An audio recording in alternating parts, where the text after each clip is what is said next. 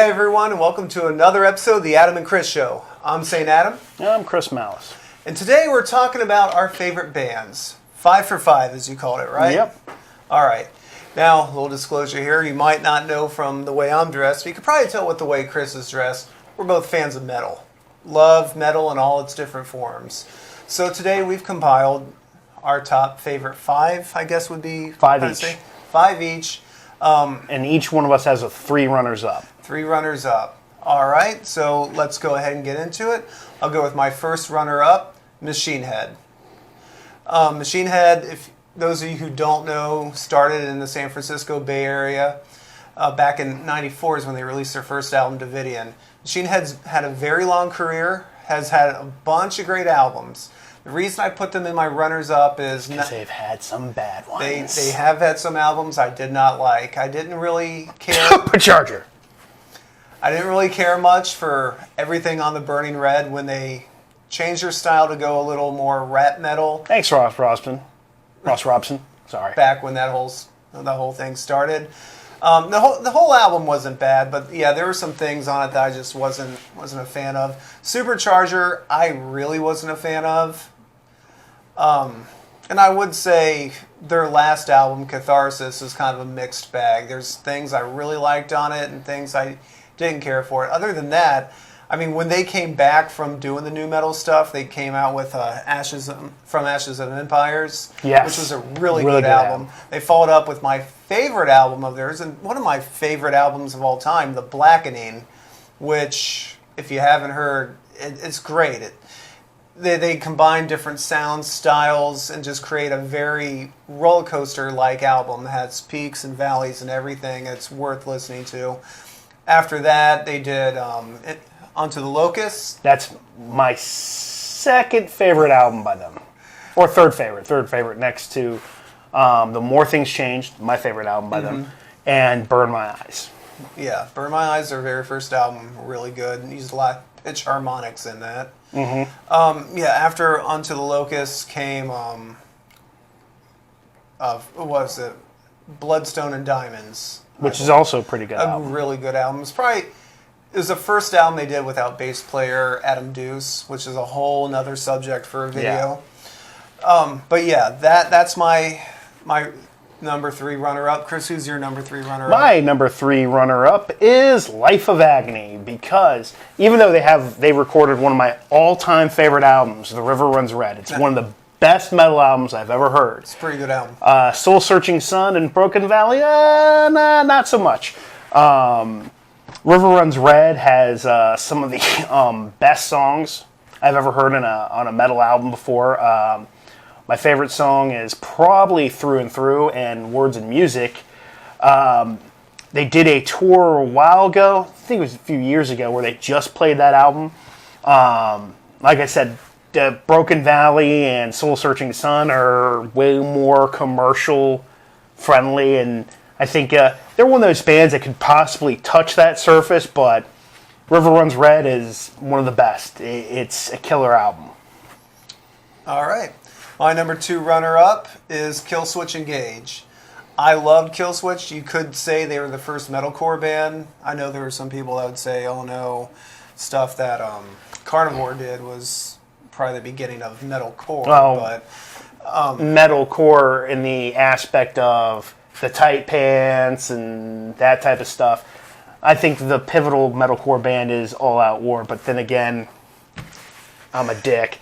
Well, what I love about Killswitch is when they dropped Alive or Just Breathing, I think that album, at least in my eyes, just killed the new metal trend, just dropping that album. Because all of a sudden, it was a game-changing album. Yeah, and that they just got Howard on there, right? No, that was Jesse. Jesse, but then they re-recorded at least some of the songs with Howard. Well, yeah, when they did the video for Fixation on the Darkness, they used the track that Howard recorded for that video, and Howard was in that video. And that sounded so much better than Jesse, but I digress. I like both singers. Both have their strengths to them. Howard definitely had like a more soulful voice, but Jesse had like this emotion in his voice. especially with the stuff that he had actually written, where he can put that emotion behind it into it, and it worked so well. Yeah, Jesse was on the first album, the title track album, Kill Switch Engage, that the one that Adam D refers to as having Saint Anger sounding drums. I don't think it does. You want to have that comparison? I don't think it does, but that's what he called it. And then, Live or Just Breathing. After that, Jesse had left the band, amidst a little controversy, not much, and they hired Howard Jones from the band, I think it was Blood Runs Red. No, I think it was I forget. He's Ohio. He's Ohio native. He is Ohio. So. But then Howard did The End of Heartache, which is an amazing album. Then he followed up with Daylight Dies. They did another album that was called Kill Switch Engage, and that was Howard's last album before he left due to some personal issues he had. They brought Jesse back for, a Disarm. What was it called? Disarm the Disarray or something like that. It was Jesse's big comeback album. It was pretty good. They just are getting ready to release a new album now with Jesse still on vocals. So they're still going strong. The musicianship is great. I also like how during the concert they don't take themselves overly serious. They can have fun. Adam D is just like a walking internet meme, and he does it on purpose. Yeah. So great band to watch live. Great band to hear on the albums. Now, my number 2 runner-up is very polarizing. Even in the ultra niche death metal community, they're polarizing, is Deicide. One of the reasons that they're polarizing is they themselves, when they were signed to Roadrunner Records, I think it was right after they released the album Serpents of the Light, they kind of released, they did like Fear Factory and a bunch of other bands that was on that shit record label, and released crappy albums to get off the record label to fulfill their contract. When they re-signed with, I'm trying to think of what it was, they ended up getting re-signed to another record label, and they released Scars of the Crucifix. Definitely much better, but some of their newer efforts have been, Well, yeah, I've never really been a big fan of Deicide. I love Deicide. I used to have a comment about this. In fact, I think Glenn Bitton of Deicide got the last laugh on this. So I said, if you ever want blasphemous death metal, go with Morbid Angel. Yeah. But that's blasphemy towards death metal. Oh, yeah. About, what would you say, 8 years ago? About 8 to 9 years ago, they released the worst album ever made. An album that they threw a lot of techno into, and it was just one of the worst things I've ever heard. And I'm like, well, DSI got the last laugh on me. Yeah, they did. They may record some mediocre records, but they don't do absolutely god-awful. And that will be a video for another time. Okay, my number 1 runner-up is Anthrax. My whole top 5 could just be the big names of thrash, because I love thrash so much. I wanted to diversify this list a little. Anthrax did not make that top 5 cut, but that doesn't mean they're a bad band by far. Scott Ian is one of the best rhythm guitar players in metal. Mm-hmm. Frankie Bello, one of the best bass players ever. I mean, just if you look at... Charlie Benante. Oh, yeah, I was going to go there next. I was trying to make the point. Thank you for that. Charlie Benante, one of the best drummers. Like, they just continuously get some of the best musicians imaginable. They've had 3 different vocalists, 4 if you count the guy that auditioned and they never made an album with back in, 2008. But no, they when they were releasing albums, they had... On their first album, Soldiers of Metal, they had a very different vocalist than when Joey Belladonna came in for the next one. Joey stayed for a while, recording a lot of the classic hits, a lot of the classic albums. Among the Living, there's a reason it's considered one of the best metal albums, and Joey was on that. Joey ended up being kicked out of the band. They replaced him with? Well, I was going to say, they replaced him with one of my all-time favorite vocalists, John Bush from Armored Saint, who... Again, I can only have 3 runners up, and Armored Saint was not on here, but they are not a bad band by any means. John Bush is one of the best vocalists of all times. I thought he fit in really well with Anthrax. He did leave the band, and they got Joey back in the band and released one of the greatest comeback albums of all time, yes. in my opinion, with, oh my gosh, why can't Was it worship music? It was worship music. They released one of the best comeback albums of all times with worship music. And have you seen him with both singers? Not at the same time. I've seen John Bush. Yeah, I've seen him. Me and you saw him with you and I saw him, and I Stir. Right, with John Bush. I got to sing the chorus of Antisocial with him. That song's great. That whole experience was great. But yeah, Anthrax was my number one runner-up. I do feel bad that I could not include them in the top 5. I just wanted to keep a little more diversity in that, so it didn't look like it was just the top, the big 4 plus 1. My last runner-up is Pantera. I grew up this being my favorite band of all time. I remember that. For years. Why they're a runner-up, why they're not in the top 5. One of the big reasons is when I think back to Pantera, I think of how everything ended. Now we have both Abbott brothers have passed on. It depresses me. It bums me out. The top 5 bands that we have picked. Number 5 for me, Strapping Young Lad. If you're not familiar with them, they're a project that Devin Townsend started. Devin Townsend's an amazing musician.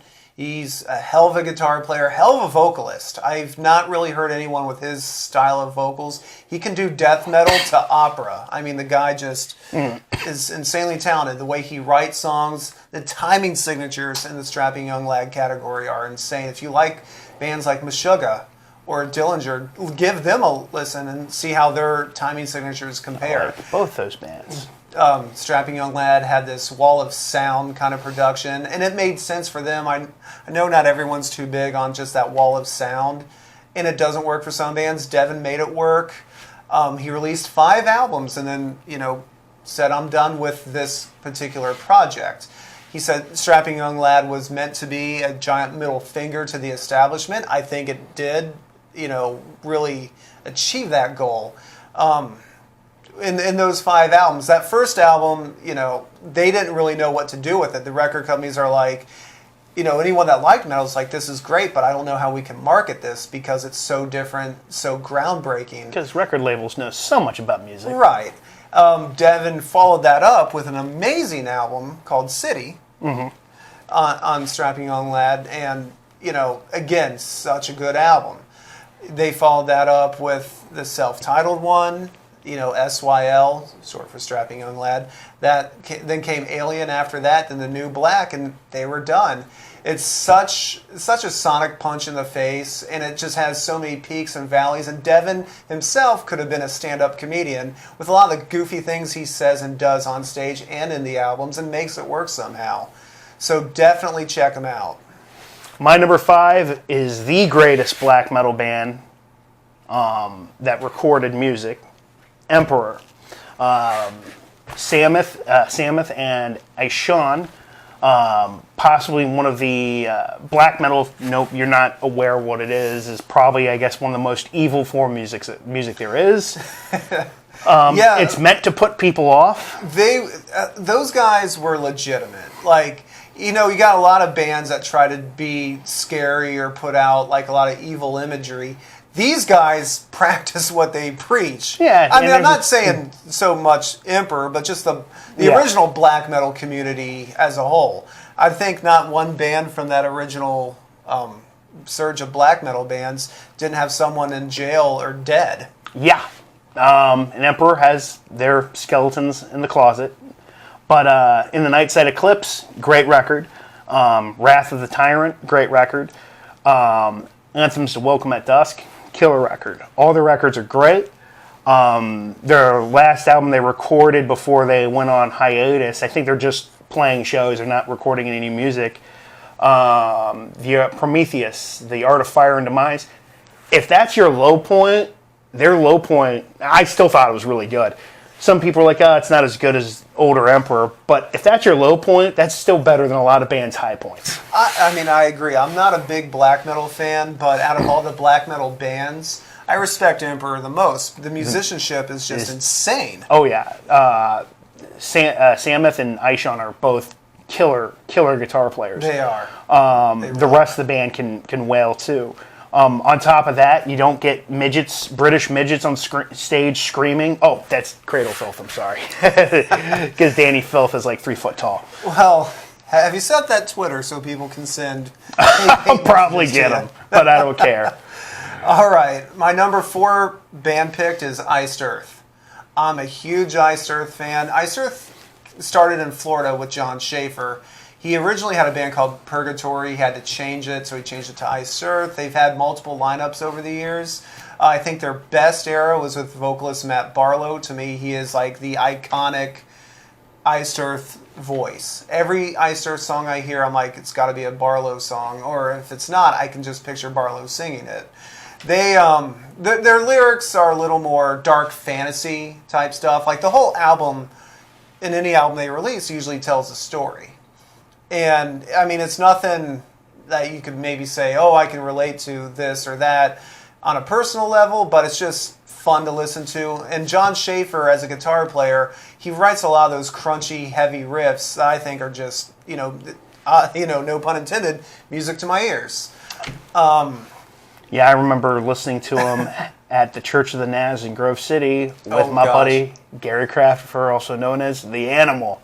Right. He was playing Watching Over Me. He was working the sound booth. That's a great song. Yes, it is. It's a good song. That's a great song. If you ever lost a friend or something, had a friend pass away, Watching Over Me off of the Something Wicked This Way Comes album is definitely one of those things that you're like, that's one of those songs you can hear and relate to it on a personal level. Oh, remember Horror Show? Well, I was going to say, yeah, they did a whole album about the classic Universal monster lineup, and they made it work, and it was amazing.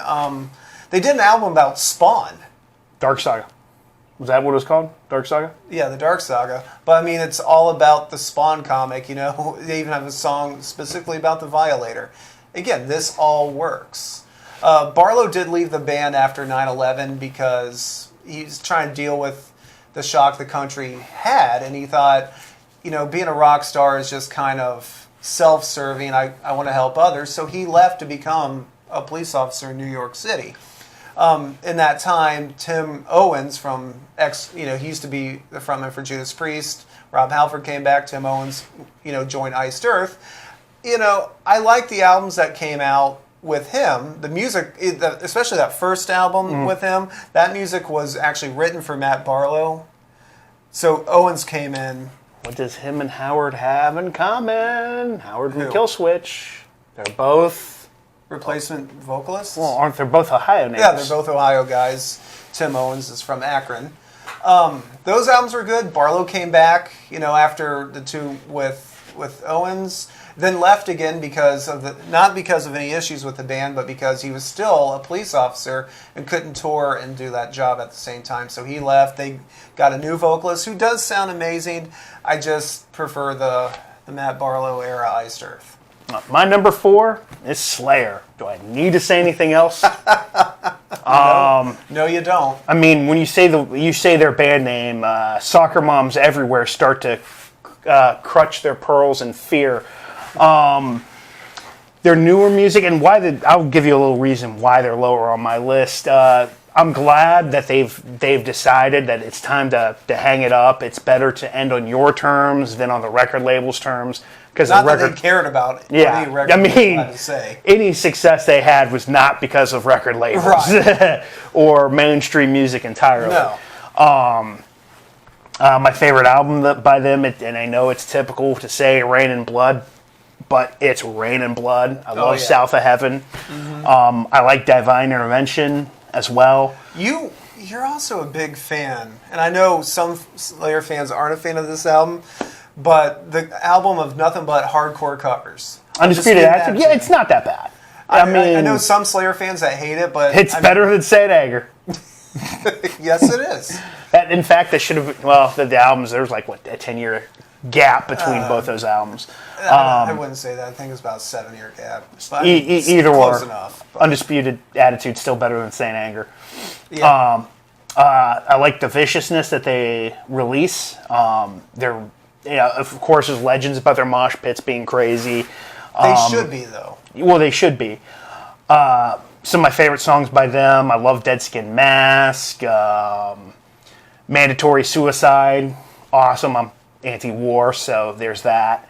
That's what they're making. Ensemble? War Ensemble. Oh, geez. I mean, Angel of Death. Yeah. Rain and Blood. Disciple? Raining Blood. Disciple's pretty good. Oh, yeah. Even some of their newer stuff was still pretty good. They're pretty consistent. Like I said, they're like Emperor. If your low bar is Undisputed Attitude and was it World Pain of Blood? Diablos and Musica, which wasn't great, but still better than Saint Anger. And anything Edema would touch. All right. Well, my number 3 pick is Megadeth.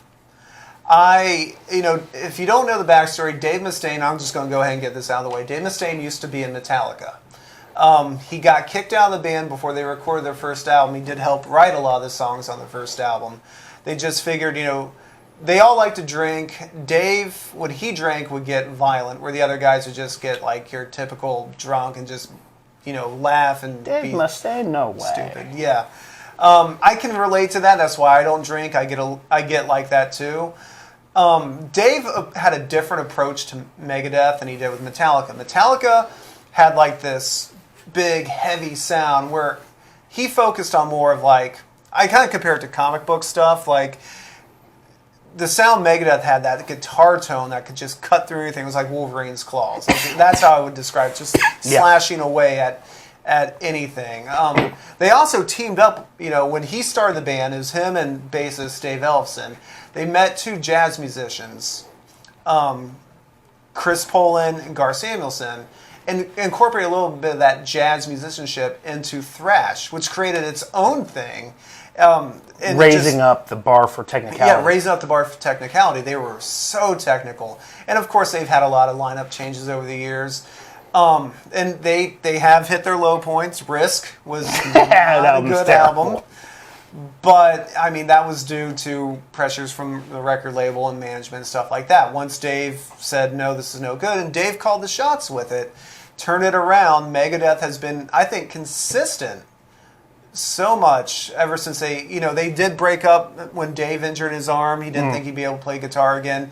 He rehabbed his arm, came back with The System Has Failed. No, it's a good album. Good album. Great title, too. Yeah.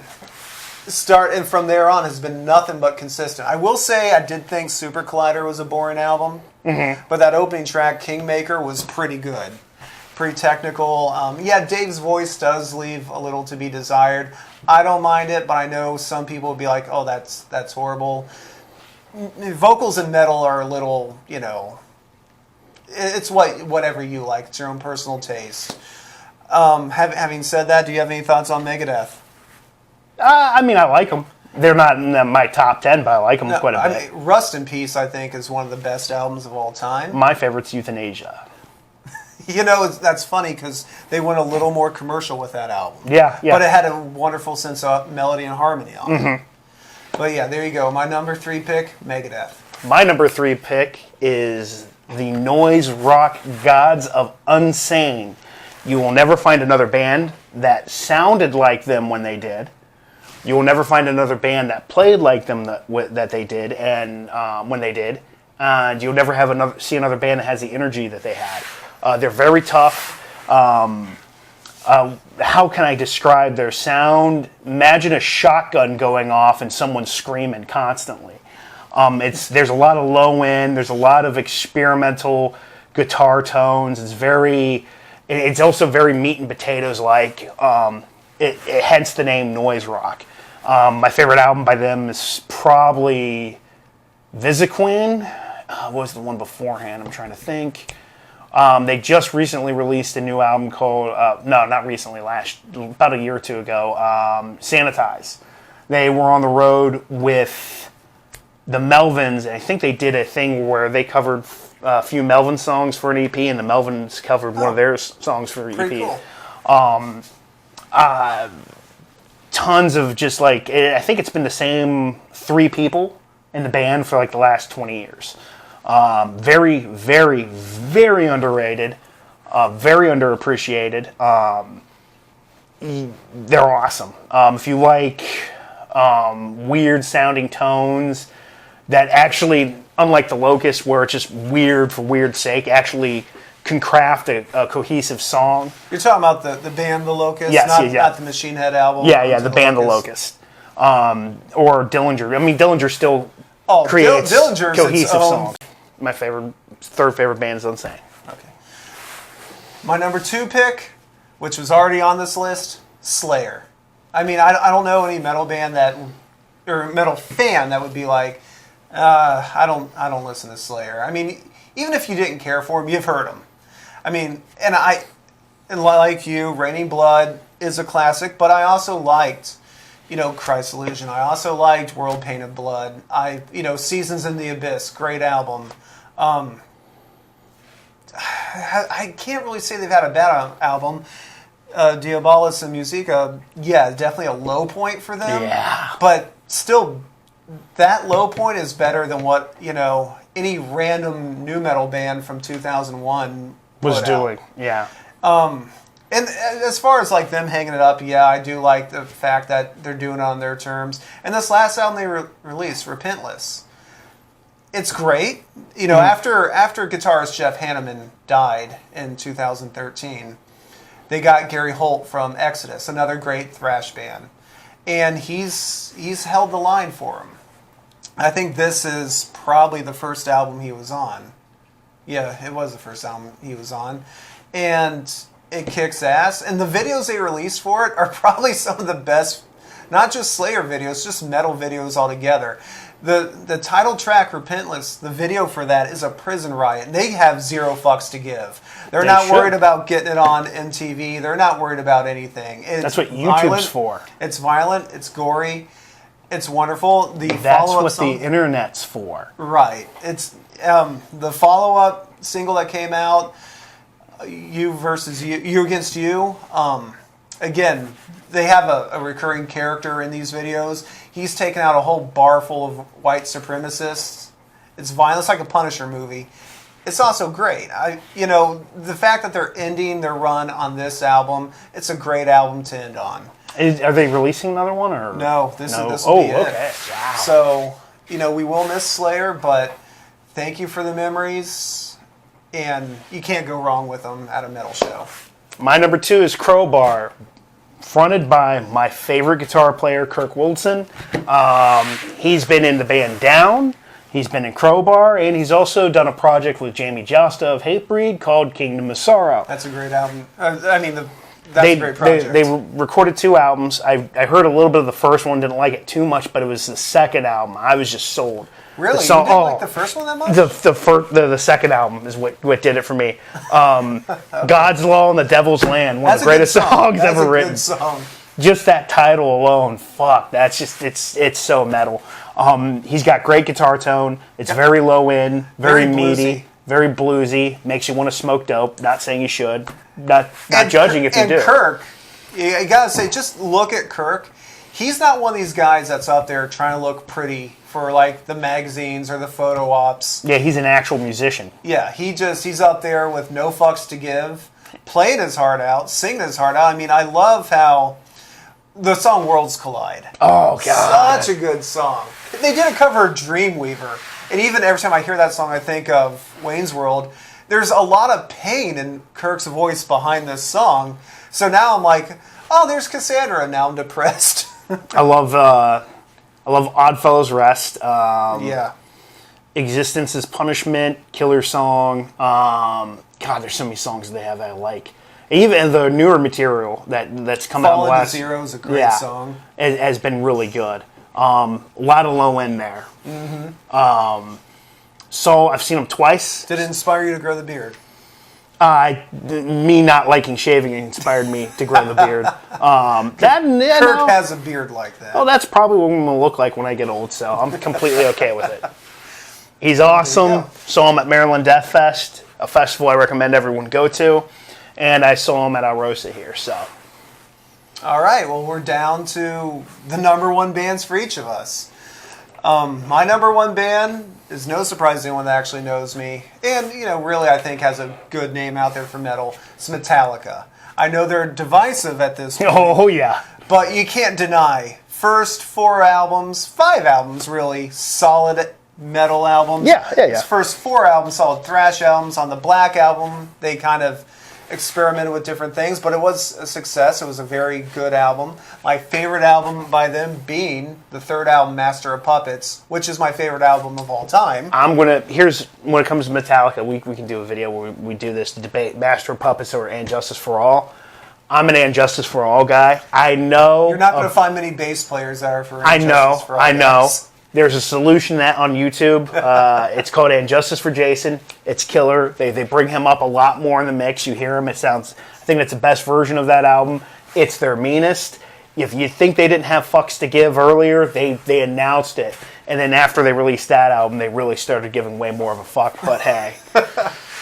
much that Avril Lavigne covered one of their songs. Yeah, we're not going to talk about that. But I will say, Kill 'Em All, invented thrash metal, basically. That was the first thrash album of all time. They followed up with Ride the Lightning, where some of them went back to get better musician skills, and they put out a great album. Followed by Master of Puppets, like I said, best album of all time for my money. Then after that's one that... of my favorite Metallica albums, too. And after that... bass player Cliff Burton tragically died in a bus accident in Europe. They had to get bass player Jason Newsted to join them from the band Flotsam and Jetsam. Another great metal band, another great thrash band. Check them out. I can't recommend them enough, too. He joins the band. Then, like Chris said, they did Justice for All. Jason kind of got lost in the mix, which is a shame because he's a great bass player. He's just a great musician total. After the Black album came out, they didn't make another album for 5 years, and they released Load and Reload. Well, see, here's my thing. That's all you. That's all you, buddy. I like Load and Reload. I don't think they're that bad, but... I can see why people didn't, because if it was released as a side project, I don't think anyone would have minded. The fact it was released as a Metallica album, where you have an expectation from a Metallica album, then yeah.